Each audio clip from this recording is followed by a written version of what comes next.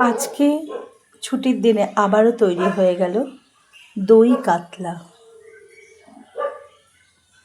দই কাতলাতে যা যা দিতে হয়, সাদা তিল, সাদা সর্ষে সামান্য, রয়েছে এখানে চারমগজ, রয়েছে কিশমিশ, কাজু বাদাম, রয়েছে এখানে টক দই, সামান্য একটু গুঁড়ো দুধ এবং পেঁয়াজ রসুন দিনই, পেঁয়াজ এবং আদার রস আর টমেটো।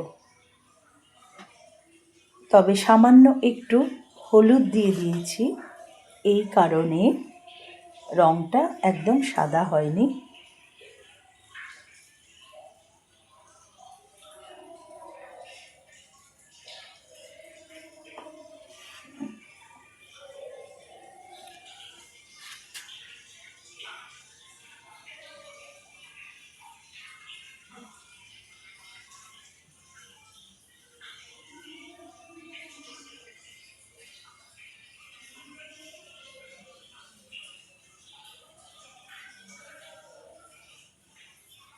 ভীষণ জুসি তৈরি হয়েছে।